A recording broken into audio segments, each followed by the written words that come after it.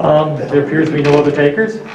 So we'll move along then to the Borough Manager's Report, which tonight will be delivered by Jim Seaman. Jim? Thank you, Mr. President. On behalf of Manager Foreman, who obviously we know we do some other past, our prayers and thoughts are with her. I have no report. All right, thank you. Does any member of council have any questions or comments for Mr. Seaman at this time? Seeing there are none, we'll move along then to the Engineer's Report. Mr. Master. Thank you, Mr. President. I trust everybody has had the opportunity to take a look at my written report. There are a series of projects in that report, and out of respect to our new council people, I could go through it line by line, or perhaps, Mr. President, it might be more appropriate for me to give deeper introductions to those projects at the committee meetings that are represented. The projects fall under a number of different categories, ranging from mandates from higher level governments like the EPA, the DEP, some of them our own routine maintenance projects, things like the road program. Some are capital projects that were born out of plans that we've created. Some are smaller, some are larger.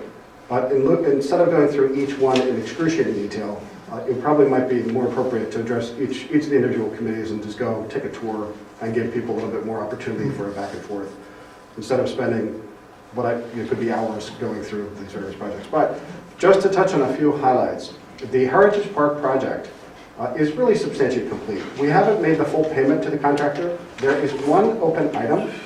The contractor has requested a change order. It's in the amount of about $3,200. There were two items that popped up during our final walkthrough, and they were really add-ons that were recommended through NV5. So I'll be preparing a memo to our borough manager to recommend. I did coordinate with Rosa Mannion, who is our part of our design team, and she didn't have an objection to them. She thought the pricing was okay, but on the whole, the sign has been installed, and I think from our ceremony that we had on November 6th, the park's been in good use, and again, we haven't seen any snow yet, so it's been overall a successful project. The road program from this year was completed more or less at the end of December. There are a few open items. For example, there is some thermoplastic painting to be installed in front of the firehouse. The fire company requested that some additional lattice-style crosswalks, markings be installed to prevent people from parking in front of the fire company. So regardless of the fact that there are existing markings out there today, regardless of the fact that there's existing signage, the fire company still has to occasionally tow cars and try to shoo people away. So this would be an attempt to really have a very large demarcation that is something that we don't want to see. So unless there's any other specific questions about items in my report, we also do have, again, at the end of the report is a tabulation of a series of land developments. There's a number of different active land development projects that are currently in full swing. The Lewis Tract, the 6th Street project, 401 Front Street. There are also several that have been in the hopper in various stages of review and also towards recording at the county. So again, unless there's any other specific questions. Well, we appreciate your concern for economy of presentation. Thank you very much. I think that your suggestion is a good one. Do this at an ad hoc basis at the committee level. Does any member of council have any questions or comments for our engineer at this time? I'd just like to say to the new group, Kevin is great. I'm going to put you on the spot. Don't ever hesitate to give him a call. He's never not picked up the phone, and he's never not given me an answer. Not always the answer I want to hear, but he's always going to give you a thorough engineer answer. Well, Thank you, certainly. And again, if Brittany hasn't shared my contact information with everybody, I'll make sure that everybody has it. But I trust that you have my email and my phone number, so feel free to contact me. Thank you. I do look forward to working with all of you, and looking forward to a positive 2022. Excellent. Mr. Scott. Thank you, Mr. President. I don't have anything to report tonight. Anyone have any questions for Mr. Scott at this time? Seeing as there are none. The mayor's report. Thank you, Brian. I'll stick with... Welcome back. Welcome back from what? Welcome back for another term. Oh, thank you. Yeah, I forgot about that part. Okay, I'm going to start over. Please. I'm going to stick to the police tonight. Since the end of the year, beginning of the new year, in 2021, the police had 6,805 complaints. That's an average of 20 per day. I'll read some of the ones that may be of interest. For instance, assist other police departments, 424. Assistance to the public, 853. Criminal mischief, 47. Disorderly conduct, 168. Drug investigations, 26. Domestic, 150. Hazardous condition, 122. Medical emergencies, 572.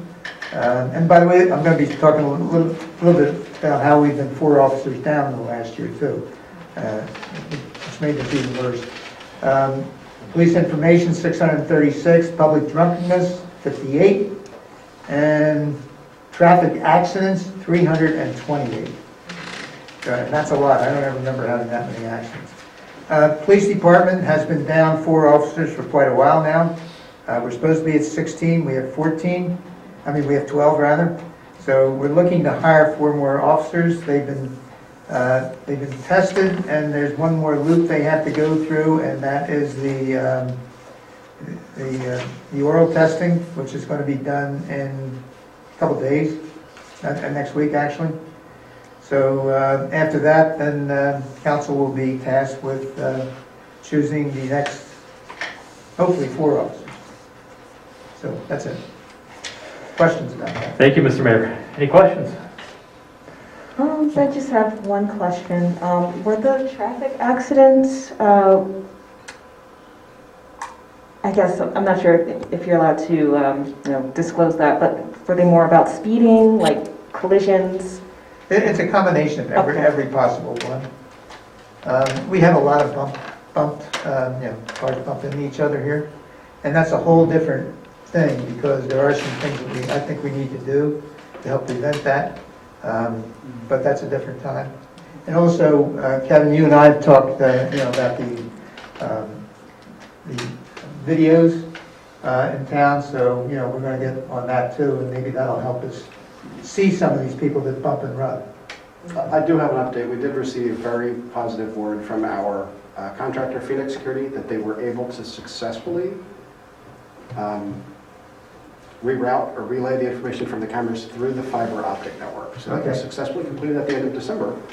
And they're eager to move forward with the remaining cameras, but I needed to work with Brittany to make sure they got the permissions. When we retained them, prior to them just giving them a free hand, we wanted to make sure that we were clear about what they were doing and then making sure that they had permissions before going out there. But they were successful. So we have, not to bore anybody, but we have a radio network that relays information. The radio network was troublesome, and we flipped it to the existing fiber optic network that's out there today. So we're very excited at the end of December to have that successfully completed. All right, maybe we can talk more about it next week.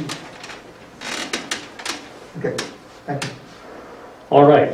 I'm going to take something out of turn here because we have a gentleman who's been with us for the past hour or so, waiting for his moment in the spotlight, and might be sitting here for another hour. Who knows? But in the interest of moving things along, at least for your evening, we've Mr. Trey Anderson here. He's here for item number D5. It's under my portion of the agenda. And let me explain what the situation is here, and he might have a few words to explain what it is that his client is attempting to accomplish. This is a zoning application for 35 East State Street. And for those of you who don't know where that is just by hearing the numbers and the name of the street, it's across the street from Iron Hill. There is a law firm that has been there since, goodness gracious, as I've come to town, over 25 years. It has these kind of darkened windows. It's next door to Quotations.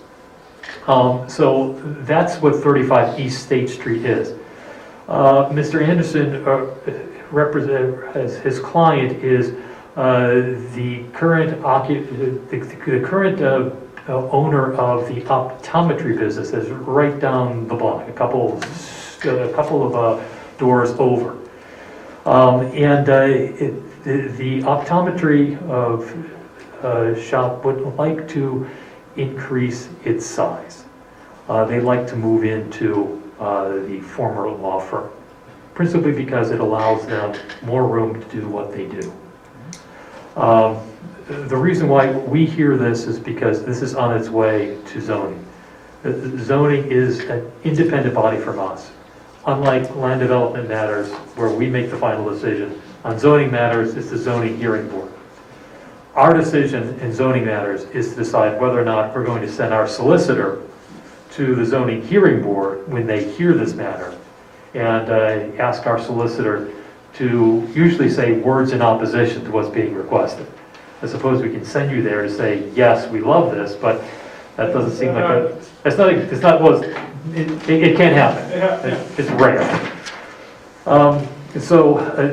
We will be taking a vote 2 weeks from tonight, or we're deciding whether or not to take a vote 2 weeks from tonight as to whether or not to oppose this request for a special exception.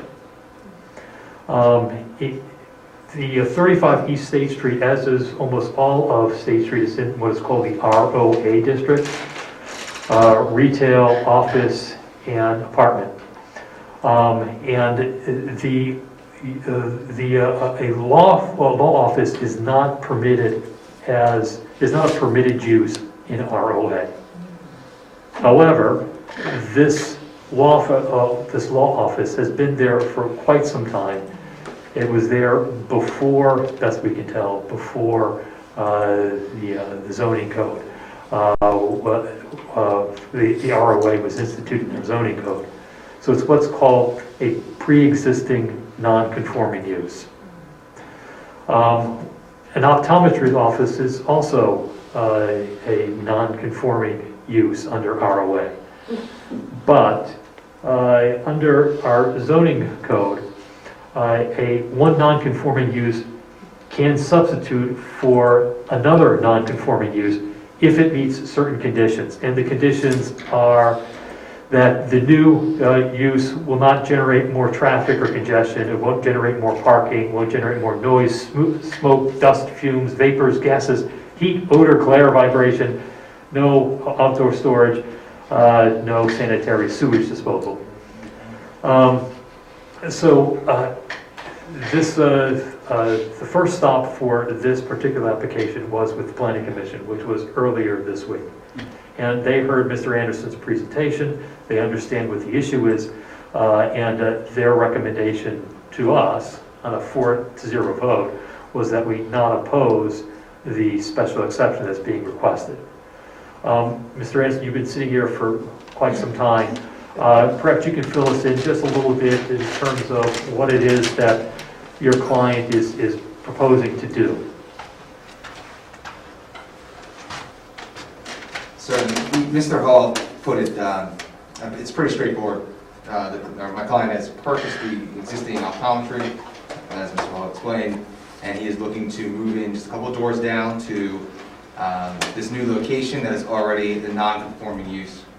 So the thought is that we are going to renovate this new location, and then he'll just move his practice a couple doors down. The new location will have a larger retail section in the front of the building, and then allow for future growth in the backside. As Mr. Hall read off the 5 requirements, it was the Planning Commission determination that this use did meet all 5, and that's really it. So we're just looking to transfer. A quick question for you. As I mentioned earlier on, there is a smoked glass in the front. Mm-hmm. I'm assuming since there is going to be that retail component, as there is in the current location, Mm-hmm. that the smoked glass will be replaced or de-smoked, if that's the term. My client, that's currently not on the table as far as with this construction, as far as my end is concerned. They are working with a specialist consulting firm for optometry, and especially on sales end. And so they'll be working with them on that. And then the other portion that is not involved in this currently is also the awning and signage on the outside. That again would be done by the awning and signage vendor. be putting in the application if need be, and handling that. Well, it's my intention, 2 weeks from tonight, not to make a motion that we send our solicitor to oppose. I don't know if anybody else has any questions or comments. Do you attend, Mr. President, as a liaison to the zoning hearing board? Are you present? I am, Are you asked ever to give a comment? yes. Okay, well, I would ask you then to please implore those folks to make that more inviting. I think that we wanted to stop that sort of black wall effect on State Street when we implemented that zoning of retail only. So, blind effect. yeah, so if you can convey, I don't know if the rest of you feel that way, but it'd be nicer not to see a black wall. Exactly. I will. Okay. Any other comments or questions? Peter hit the nail on the head. I mean, I put my hand up, I was the one that had that ordinance adopted a million years ago. And that, Peter hit the nail on the head, is the whole idea was that, and Bob came up with the formal term of the Venetian blind effect. This is really going to be a retail environment, you know, and the whole concept of this is you can have office practice in the back, and the majority in the front is retail that gives the appearance of retail, and that's what we want on State Street. So this, to me, is exactly the type of situation that we want. We have an existing business that's going to move into a bigger facility, give at least the appearance of retail, because it is going to have retail, and if they have their exam area in the back, that's fine. I also agree with you that I don't see any change in their patients and things of that nature, so I don't think you're going to see all of a sudden going from 1 car to 100 cars every day. This is exactly the type of thing that we're looking for. We have an existing business that's doing well enough that they want to expand. So I would agree with Peter that I would make it formal that we do ask, and I think it's something that your consultant's going to say, is, yeah, get rid of the smoke glass, show off those new eyeglasses that people want to buy, and you're going to make everyone happy. Yeah, and I will inform the client of your suggestion. Good. I don't think it's going to be a difficult sell for you because I think the storefront right now is a very attractive one. And people would like to see what it is that they potentially might be buying. Absolutely. So, All right. Well, thank you very much. thank you, Mr. Rand. Thank you for sticking with us tonight. Sure. Hey, it's entertaining. And Brian, I do have, is there a reason why this didn't come to CDC before it came to planning? Yeah, so that's a good question. And especially with our new members, the CDC occasionally will hear items before they enter the formal process. The formal process typically starts with the Planning Commission, and they'll go to, they'll make a recommendation. Then we discuss that recommendation at council, and we'll take a vote if it's a land development matter, or we'll make a recommendation if it's a zoning matter. But typically, our Chief Code Enforcement Officer, Jim Jeffrey, when you get an application like this, he will flag those where he thinks that CDC involvement is something that would be worthwhile. And in this, it was just such a routine, what he considered to be some a lower level, that he didn't think that it rose to the level that the CDC needed to weigh in on it. But I always had the understanding things came to CDC first before they would go to planning, because we have, as a council, should we have an opinion, be able to provide that opinion to planning. That is our advisory board. We can discuss that at a later date and not. We certainly can. The scheduling suggests otherwise, but that's fine. The short of it is that there's no requirement that an applicant come before the CDC. We can make a recommendation, or sometimes they ask to come before the CDC because rather than spending lots of money on a particular project, they just like to get a sense from members of the council whether this is a project they think will fly in media or won't fly in media. But they're not required to come, and many things are handled administratively and aren't brought to the CDC. So the short answer is that it was Jim Jeffrey's judgment that this was not a matter that the CDC needed to take a look at before it went to the Planning Commission. All right, so why don't we get back on track and we'll move along to properties, public works and fire. Paul? Okay, I'll try to be brief.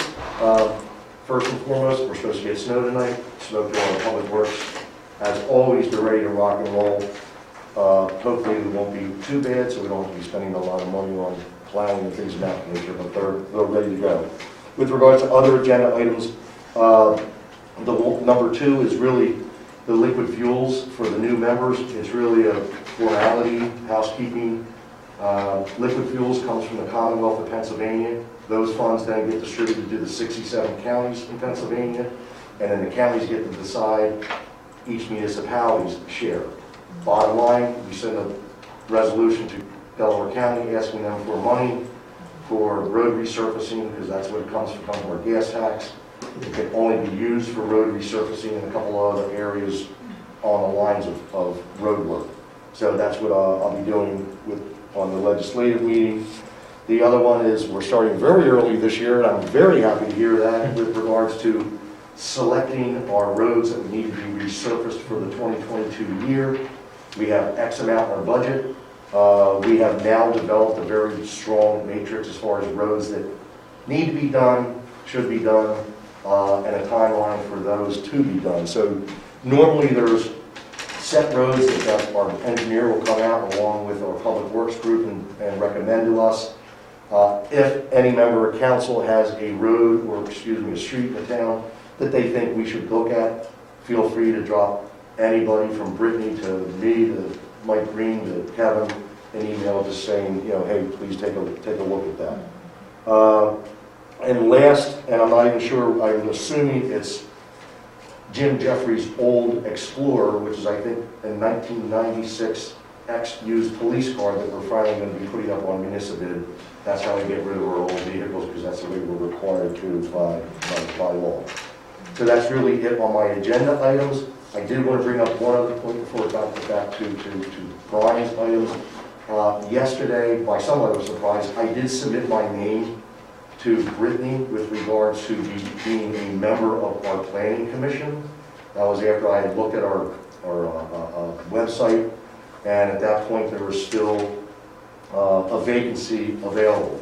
I was somewhat surprised in that it seems like that process had moved a lot quicker than I had anticipated. I understand there's an individual that Brian is recommending. Again, it never was discussed at CBC. The planning commission is recommending. Well, we could debate that because I think, again, they're an advisory board to advise us. I think we're the ones that should be taking a look at who we want to have sitting on our planning commission versus the other way around, that the planning commission is telling us who they want to have serve on that commission. So just for the record, I did submit my name yesterday. I don't know if it's valid due to the fact that now it's been brought to my attention that there's already an agenda item where someone's submitted a name and it's already been the planning, or excuse me, I've been the plannings, but You submitted your own name, Paul. I submitted my own name. So that's it. Any questions for Paul? Comments? Paul, for those viewers at home who don't remember what snow is? Yes. It's not, we do have snow emergency routes. I don't think we're going to have to worry about that. The mayor is the one who declared that if we do have snow emergency.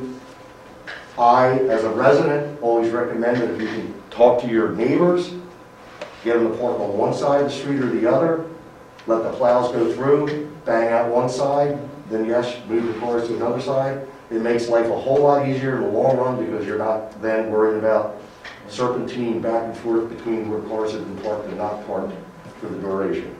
And look out for your neighbors too. Some are less able to get Right out. out. Yeah. If you're young and tough and your neighbor isn't, get out there and help. And also, Ronnie said this night, hey, we're all residents here.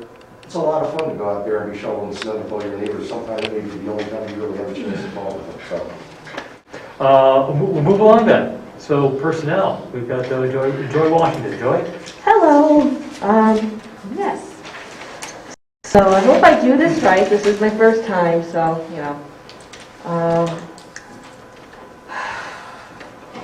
probably gonna need your help, Brian. The Finance Department identified a wage rate error in the Public Works union contract for the general maintenance worker position. In 2022, the contract states that pay should increase to 2.5% for all Public Works employees. However, this position pay decreased slightly. It appears to be a typo.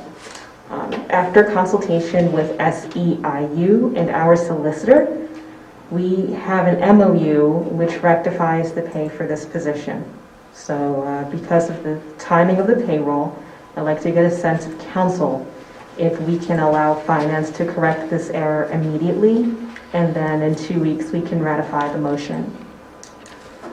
So we made a mistake, we got the wrong number down. Yes. Yeah. And, Paul? yeah, I say yes, and from what I can figure out talking to our solicitor Yeah. tonight, we both believe that the error came from the union rep, and it was not our error. So we're actually being very nice, because most of the time you use that as a negotiation factor when you negotiated the contract. But this is a long time employee, so everyone makes mistakes. Let's fix it and get this individual back to where they should be. And that's my opinion. Fine by me. Any questions or comments? We'll take get a sense of council. Those who favor, you know, so it looks as if the sense of council clearly is, unanimously is, that we fix that wage rate error, and we'll take a vote on it 2 weeks from tonight. All right, anything else, Joy? No, but I'm just very happy to be here. We're happy that you're here too, as are our residents. Well, we get to move along then to Liz Remain. Liz? Thank you, President Hall. I had the opportunity to attend the Media Business Authority meeting in December as a guest, and I'm thrilled to be appointed the liaison for the Business Authority.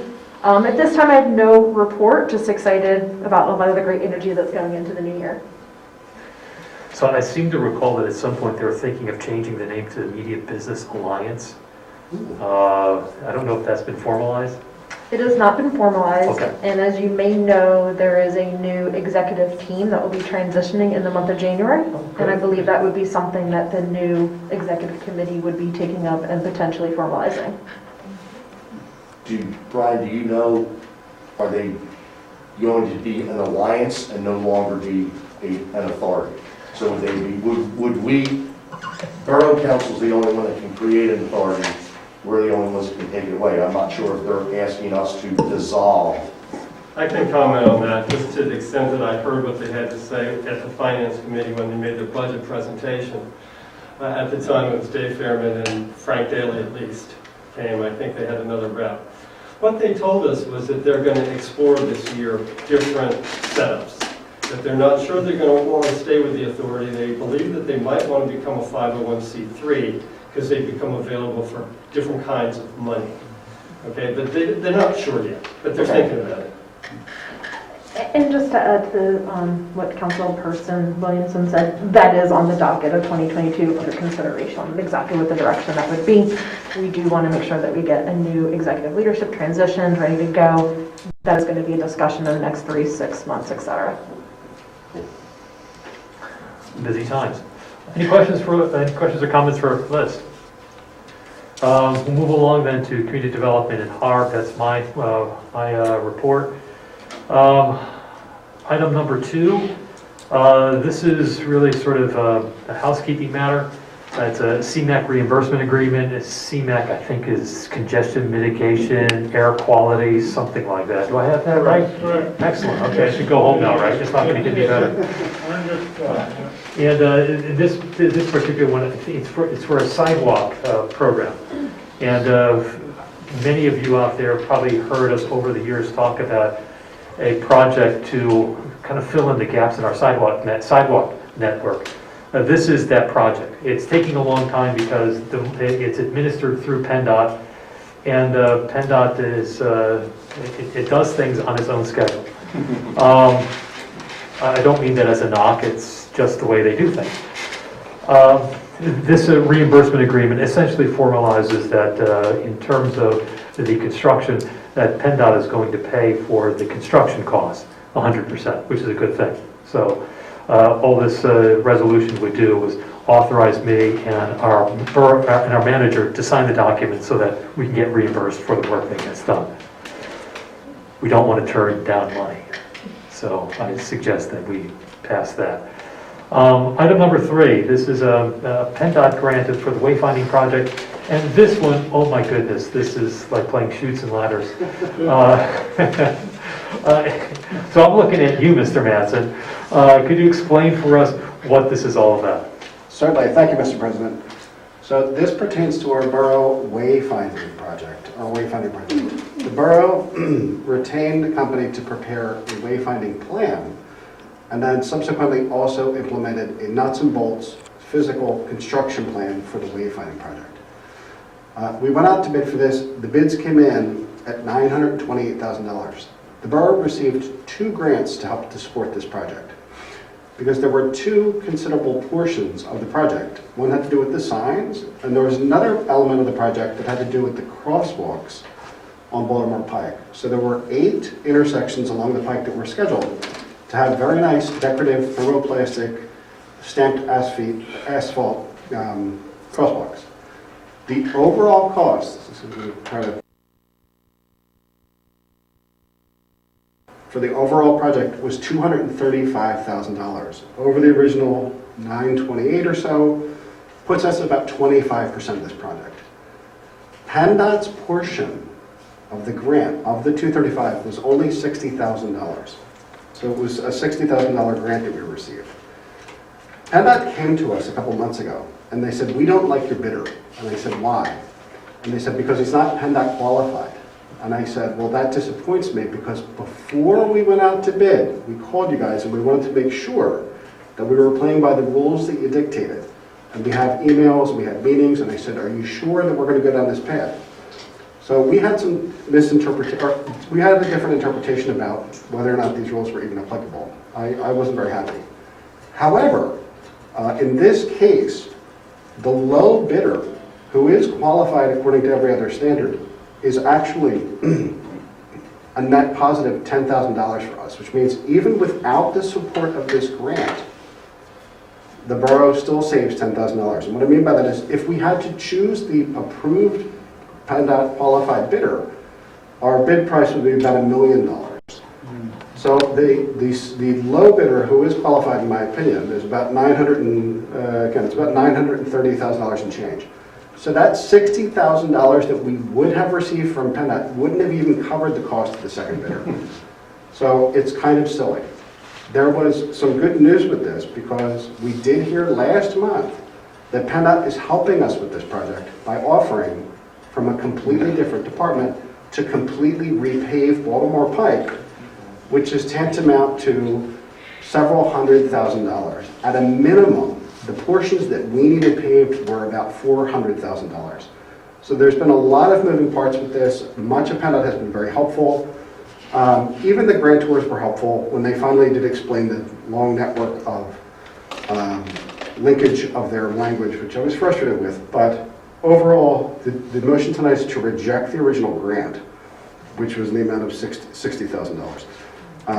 The effect of rejecting the grant will be that we're going to save money on the project. That's correct. That is correct. So I am thankful that PennDOT, in this case, it's almost as if 2 wrongs made a right, which is kind of weird. They did us a favor by not doing us a favor. That's kind of right. And I am thankful to them. They were very helpful by being available. We did win the grant, which is good news. So Karen Tussigluck's a magnificent batting streak continues. And also the other department inside PennDOT, and these people don't always talk to each other, they were very helpful with the project. When we explained the circumstance, they said, Kevin, we can help you by repaving Baltimore Pike. So it was, I'm thankful that PennDOT was able to support this project, which is a good effort. And by the time we are done with the installation of the signs and the stamped crosswalk, I believe this project will be successful this year. Need I say more? Does anybody have any questions for Mr. Mattson about this particular matter? It's my intention that I will make a motion that we approve the letter to rescind that portion of the grant. Item number 4, this is a reverse subdivision at 414 South Olive Street. Reverse subdivision is, when you think about it, it means exactly what it says. Rather than subdividing one property into multiple properties, you're taking multiple properties and you're combining them as one. So it's a reverse subdivision. 414 South Olive Street is south of Baltimore Avenue. It is on the west side. Some of you might be familiar with the home. It kind of sits up on steep slope. It's a little bit of a rancher. It's got some interesting architectural design elements to it. The owners of the property actually own that plot of land plus the plot that is immediately south of that. They're next to each other. And there's a smaller plot that sits next to it. It's covered in woods and some boulders, big rocks. And they would like to combine the two properties. So take the two properties, make them one. They think that it's just, it would be just simpler, a long-term, whatever life brings to them, it just makes sense to them. So essentially what we'd be doing is we'd be erasing a line that exists on a piece of paper. Mr. Bob Scott, what is the standard when we are reviewing a request for lot lines, whether to add or to delete? You can only turn it down if you can point to a provision of an ordinance it violates. Such as by creating 2 lots out of one of the lots is too small of a lot. When you're reverse subdividing, it's going to be hard to point to something that it is violating. Correct. Because in all likelihood, even if the lots are non-conforming, it's going to result in less non-conformance if they are bigger. Yeah. And just another piece of information, when the owners of these 2 plots bought it, they already they bought it subdivided. So it wasn't the case that at some point they subdivided, now they have a change of heart. They're just dealing with what they have, and they just like to have one piece of property as opposed to 2 legal descriptions. So I don't think, and to Mr. Scott's point, there does not appear to be any offense to our zoning code, such that we could say no, even if we wanted to say no. Education about the perspective is the empty lot now, is that a buildable lot? I mean by... I don't know. I don't recall the dimensions on it. It's pretty small. Could I respond to them? Yes, please. Sure. Certainly. So the overall outbound track pole is 16,000 square feet, more or less. In that zoning district, I think in R2, we're at 4950 or change. Potentially, they could petition for a 3-lot subdivision. They said at the meeting that they would like to preserve it as 1 lot. However, that site has extreme steep slopes. So if it were to come in as a land development application at some point in the future, they would be really challenged to meet with the provisions of our steep slope ordinance. Okay. However, again, there is, gauging by the size of the project that we saw at 6th Street, that was 47,000 square feet. So this property, it's a substantial piece of land that the owners are preserving as 1 tract. So it's commendable. They're just removing the common property line. They do request 1 waiver to not show significant features within 100 feet of the property owner. And your view on that request is? Yeah, I don't have any objection to it. And for new members, could you explain why that's a very common waiver? Certainly. So our ordinance is written so that when the surveys are prepared for these maps and for these plans, the applicant has to take a swath of land 100 feet in every direction from the property. This is written primarily to give the Planning Commission and the Council a very good sense of what's in the neighborhood. Are there any easements? Are there any transmission mains? Are there any other utilities that are surprised? And secretly, it also helps us build our inventory of things that are out there in the field. So I do like that provision because I get free survey information out of it. However, because this particular application is so administrative in nature, it's really not required. All right, any questions for Mr. Mattson about this? Or for me? All right, we'll move on to item number 6. We've already done item number 5. That was with Mr. Anderson at 35 East State Street. Number 6 is a recommendation from our Planning Commission to appoint Harold Floyd as a member of the Planning Commission. Our Planning Commission has 7 seats on it. Currently, 6 of those seats are occupied. So if Mr. Floyd is, if he's appointed, then he would be the 7th of the 7-member body. So the planners are recommending that we appoint Mr. Floyd as a member of the Planning Commission. They were very impressed by him. Mr. Floyd, full disclosure, he's my neighbor. He lives 3-4 houses up. Mark's neighbor too. He's been in the borough now for 8 years. He and his wife used to be in Nether Providence, and his wife used to serve on council in Nether Providence. That's relevant because Mr. Floyd is aware of what local government looks like and what it does. So that's always helpful for members of our boards and commissions. It's not a requirement, but it's helpful for them to kind of get used to the pace of what they do and what they do. They were impressed by his education. He's a West Point graduate. He has his MBA from Wharton. He served and was in the Army, was decorated. He served as an executive at, I'm forgetting the name of the Roche Pharmaceuticals downtown in Philadelphia. And he currently serves on a multitude of community organization boards here in media as well as outside. So he's very familiar with how bodies work. And they were also impressed by his demeanor. Clearly he's enthusiastic about the position. He's come out, he's attended meetings, get a better sense of what they do. He comes to all meetings, he's very prompt. And he's somebody who works in a very collaborative fashion. So the members of the planners were enthusiastic about him as a potential new member, and they are recommending to us that we appoint him. As Paul pointed out, we're not bound by the recommendation. They're an advisory board. We can agree with them, we can disagree with them, we could both agree and disagree with them.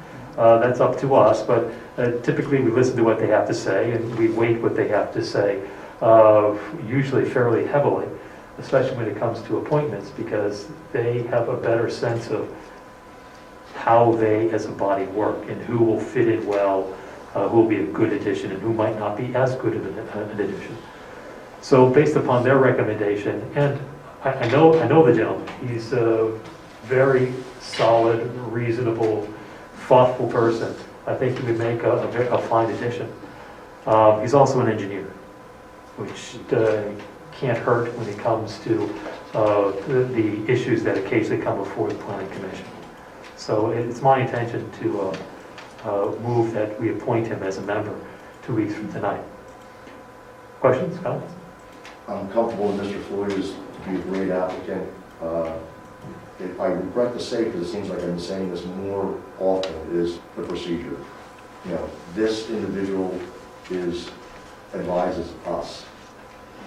And I think any applicant should be coming to us for us to see if it would be a good fit for us, not necessarily for the Planning Commission. Their responsibility is to advise us.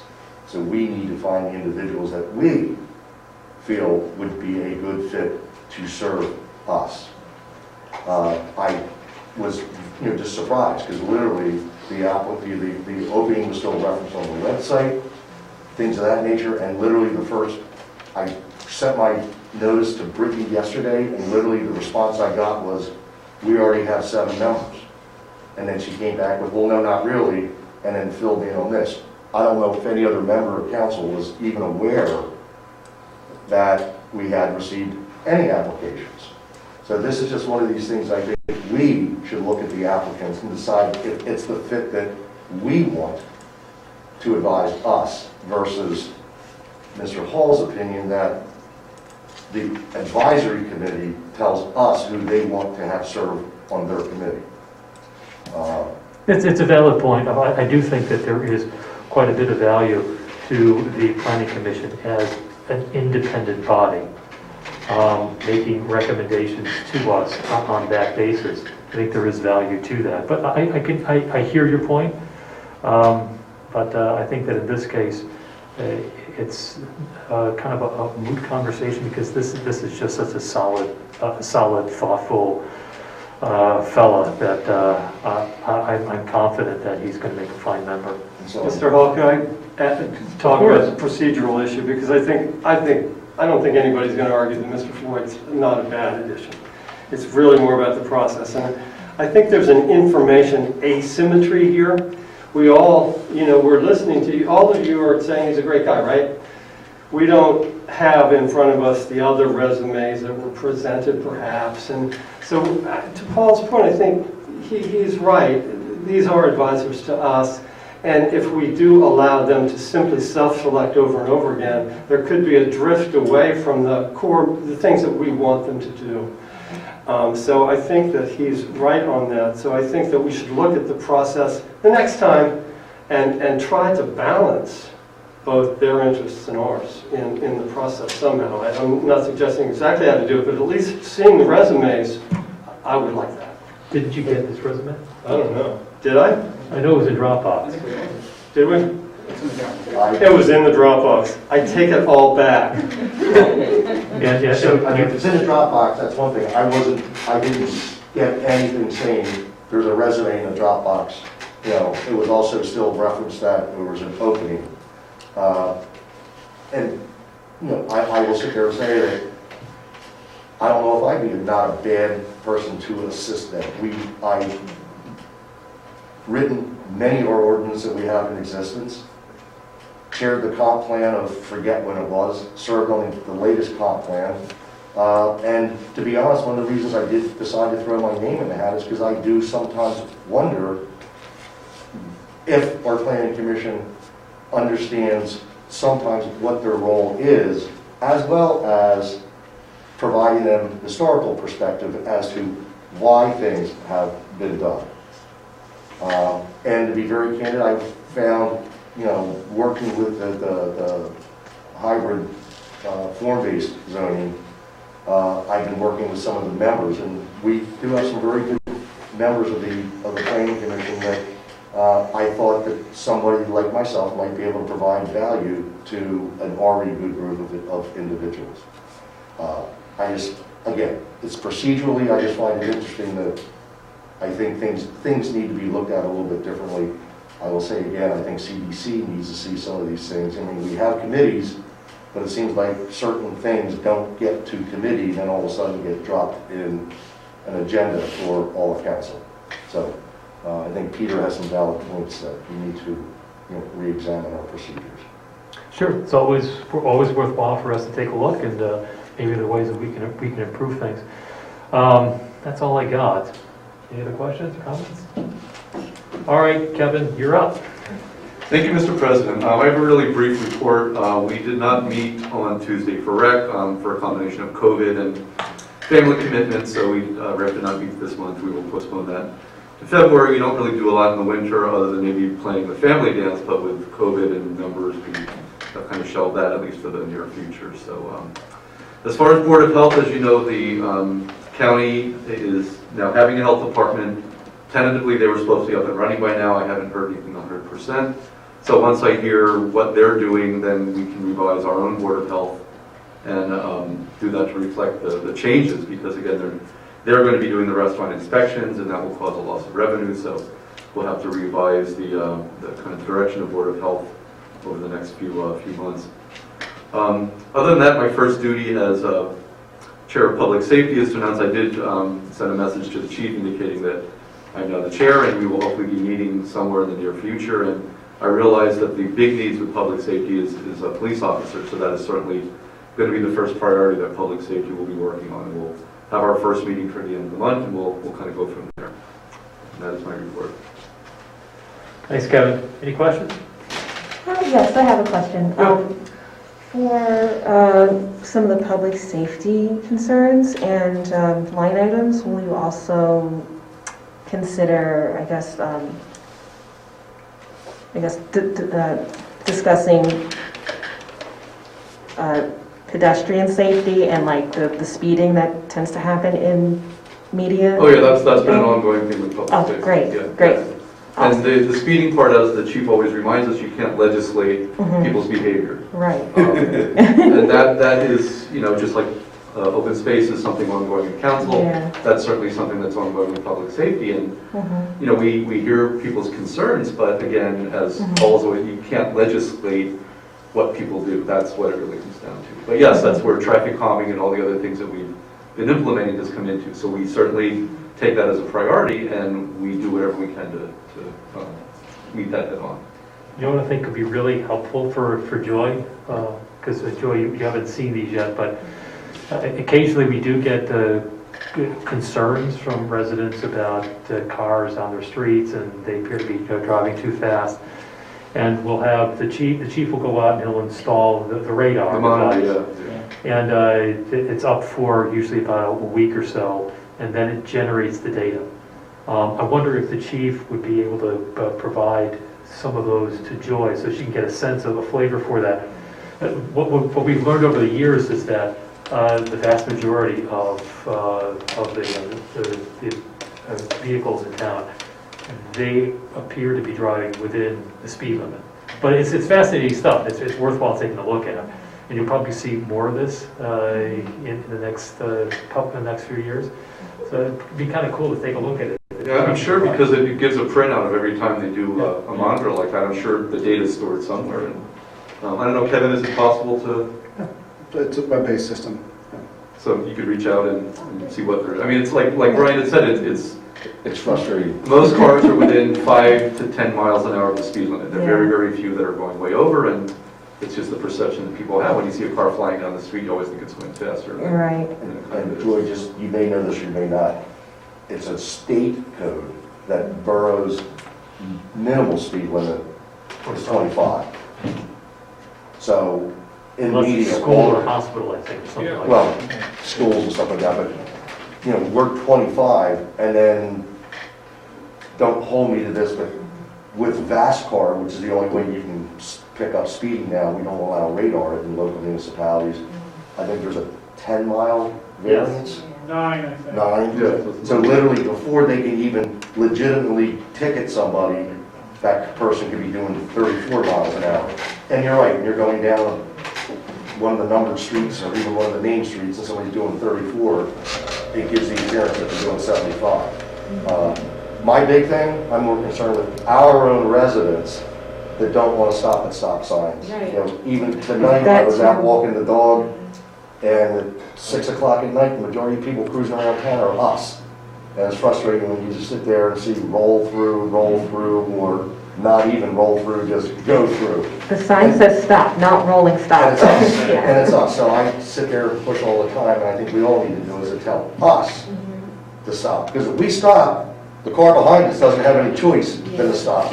So we need to push our own neighbors and residents to do what we're asking them to stop. So it's all about behavior. That's the best thing we can do to be safe. Yeah. And just to add to that, I do think some of those data points are inclusive in the traffic calming plan.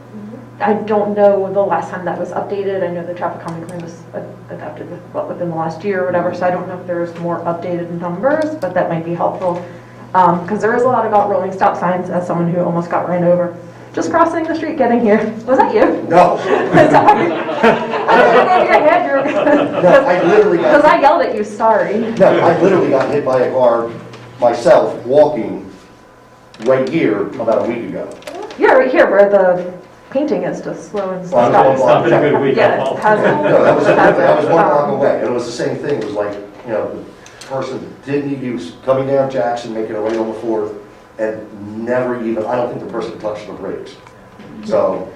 I do think that is a concern, but I do think that the traffic calming plan, I mean, I'm sure that a lot of what you'll be doing this year and moving forward, Kevin, is addressing that. There are some really interesting ideas in there on how to, you can't legislate behavior, but you might be able to curb it somewhat. Exactly, you do things that have to make people at least slow down or think about slowing down or something like that. But I also noticed the adoption of the ordinances, I'm assuming that's like a housekeeping thing in 2 weeks, so we'll take care of that in 2 weeks. An administrative question for Mr. Boyer. Are you intending on changing the either regularly scheduled night of the meeting or the time? I wasn't, I would like to meet in person as opposed to Okay. on Zoom, so I would like to at least do that part of it. But if that time works, if we've always met, what, on the fourth Thursday at 7 o'clock, I believe is what. My second question was about the in-person versus the Zoom. It was a little cumbersome with the last several months because we tried to do a little bit of hybrid, and I was wondering if was your intention to go back to in person? My intention is to meet in person. I don't like Zoom, and I'm now forced to do it for the next 2 weeks at work. And God help me, I will do as little Zoom as possible. So I'm looking forward to meeting in person when we start. Put the brakes on Zoom. Yeah, I just can't Zoom anymore. I'm sorry, I'm zoomed out. That's all I'm looking for.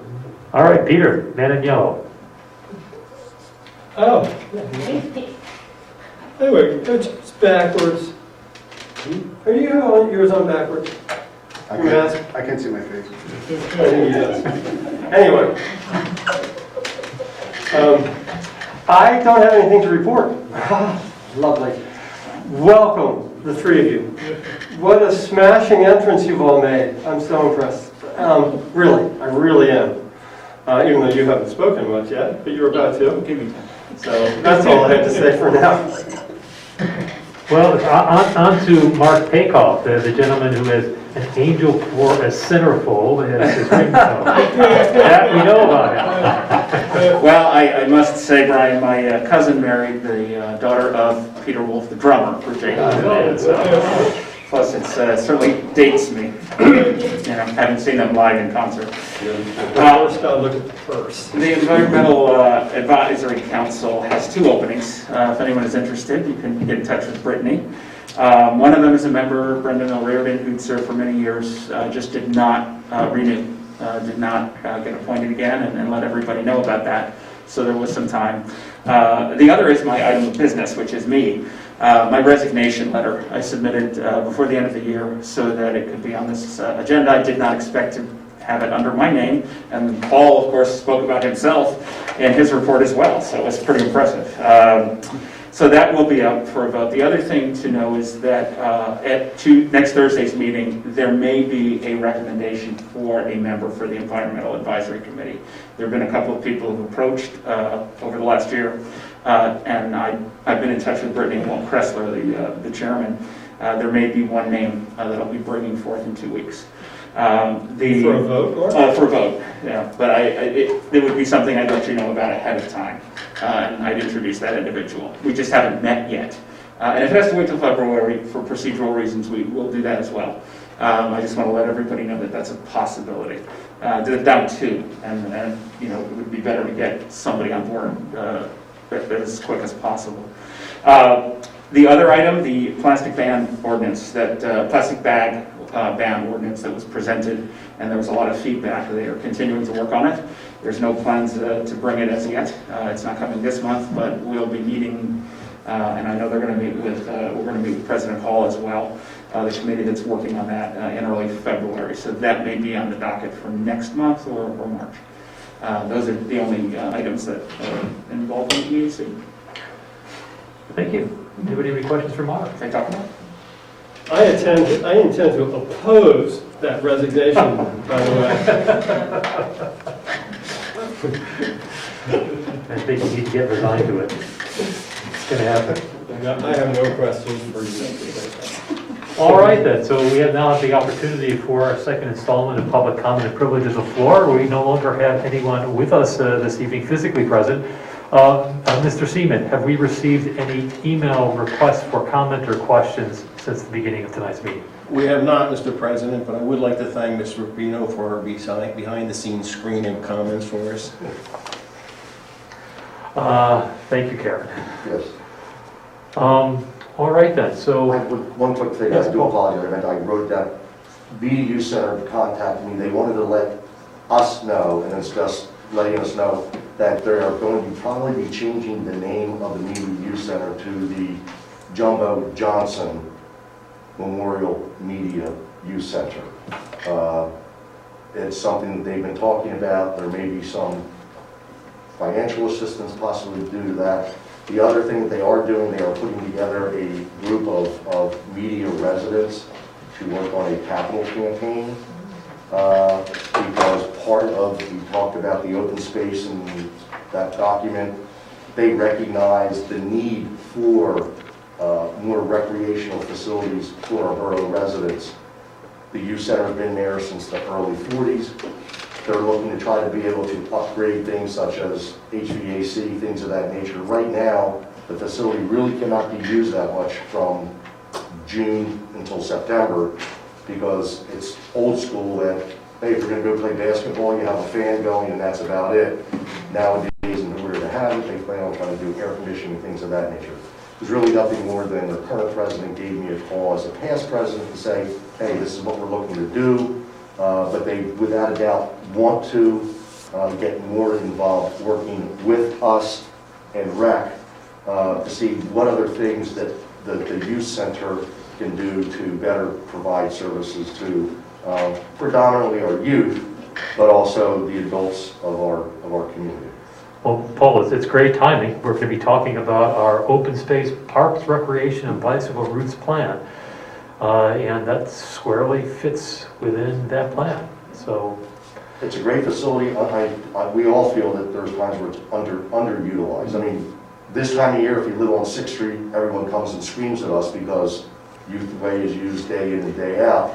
But literally from October until March it's used, and then it's pretty much quiets down. For many of you that may not know, there's also Ethel Mason Daycare, which has been there for decades, and was probably the first really daycare that looked to serve the lower income bracket of residents of our borough, and they've been hanging on there forever. It seems like every year there's issues and they're not sure if they're going to make it the next year, but that's been going on for years. So for those that don't know about it, would encourage you sometime, particularly this time of year, to go up there most any weeknight, and you're going to see girls, boys playing basketball, and you'll be able to see the daycare in the back. So go take a look at it.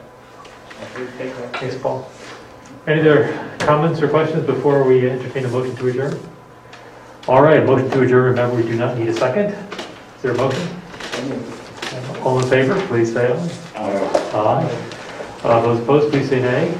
The motion passes unanimously. And good night, folks. See you in 2 weeks' time. Take care.